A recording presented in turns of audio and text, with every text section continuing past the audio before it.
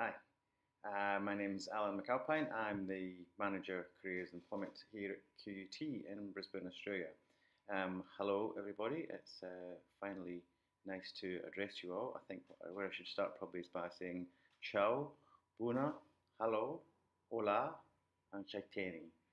I hope I've covered everybody in saying hello, all the languages there.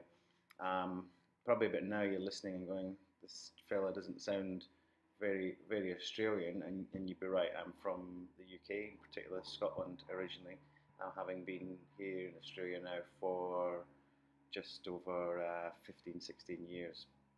So that's why you maybe aren't picking up the Australian accent, or maybe you are a little bit. Um, it's a real shame and apologies for myself that I can't be with you. I really was hoping that that would be possible. I've been really excited to keep track of the work that you're all been doing on the modules that we've developed over a number of years.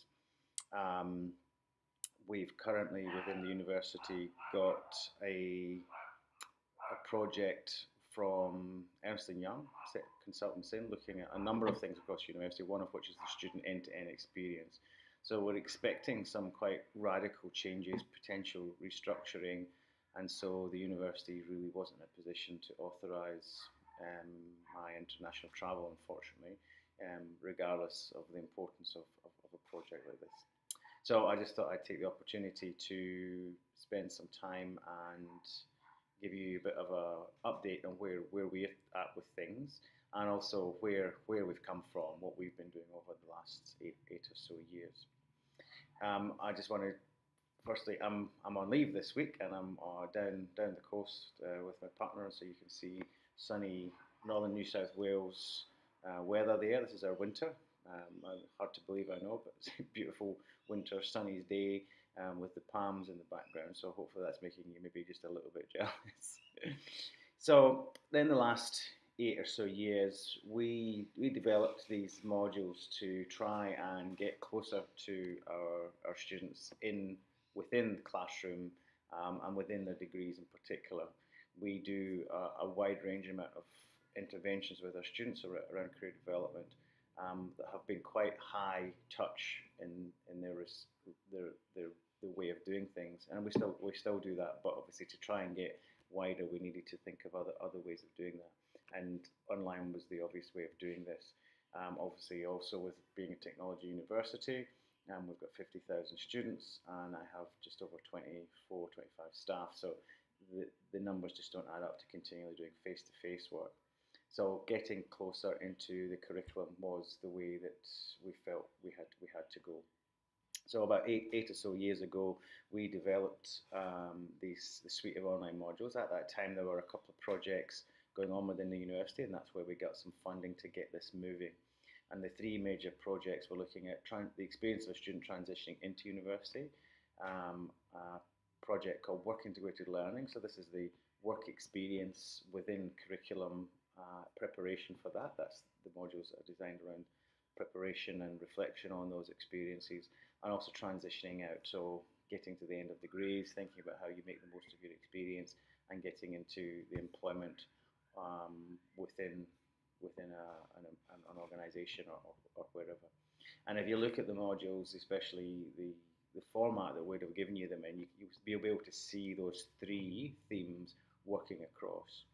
We've now come to the point where we really need to think about a different way of engaging within the classroom. We've got that engagement working. We know that the usage we have, which is about 10,000 students per year, will use at least one module. And we know that about 70% thereabouts of that is because they're either recommended in class, being asked to do it within a particular unit of study, or being assessed, the assessment designed by an academic in that class area as well. So that's where we've come from, and that's the kind of engagement we've had. So we've had a good level of connection across the university and usage by our students, but I think we needed to take it that next step further. Currently, we had the opportunity, we've been looking for opportunities to upgrade for a number of years now, but obviously you need the funding and the resources to do that. And most recently, we managed with our learning and teaching unit, so that's our area that works on policy and curriculum design type activities and curriculum accreditation, and ourselves, which is in the service-based area, where we've got some money to work with them to build some credit-bearing modular learning.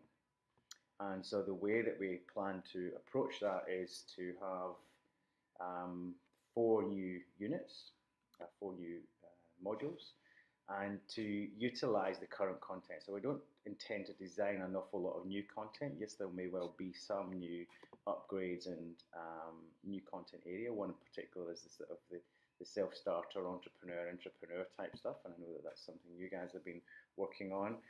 But the intention is that we harvest content that already exists rather than just create new stuff, and create 4 modules which will be credit bearing. So in other words, a student will be able to choose it and get credit for it towards their degree.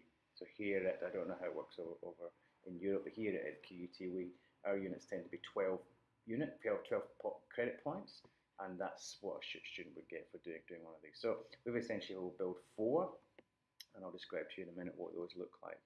And the 4 are essentially could be put together and create a minor.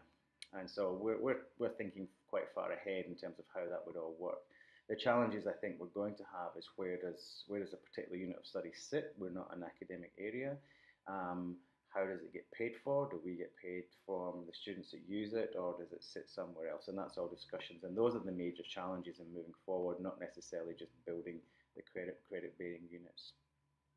So that's where we're heading.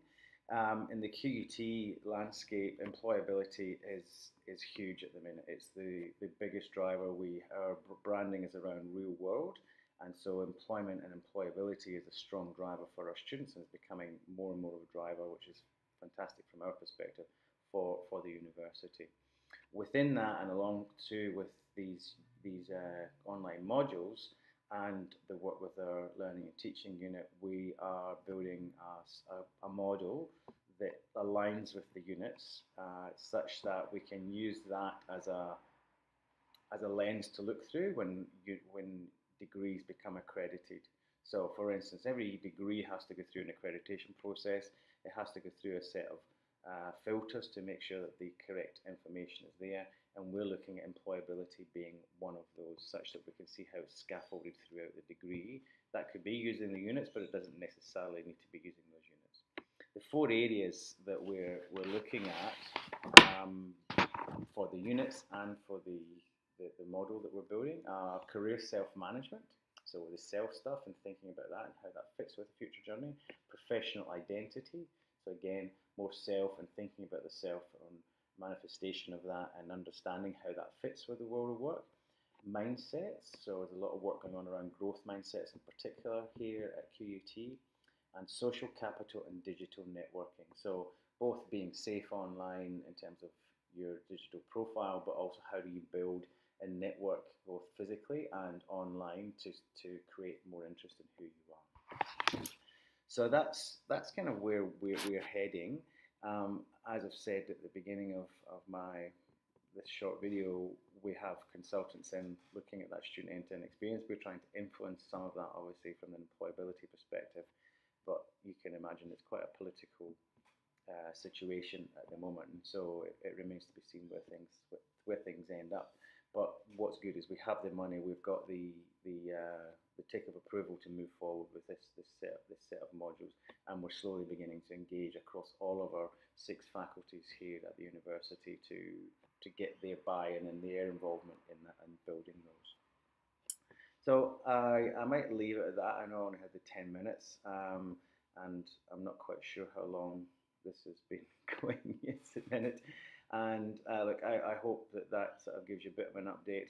I am hoping at some stage to travel to Europe, and I'll definitely make sure that we touch in and pick up on where you guys are up to, and still keen to keep the dialogue open such that you can both utilise and get the benefit of what we do, and vice versa. But I'll leave it at that. I think I'll say thank you to you all for listening. I wish you all the best for the rest of your conference today. I'm probably holding you up from lunch now. And I'll say in your languages, arrivederci, l'arrivediere, bakruvel, adios, and avio.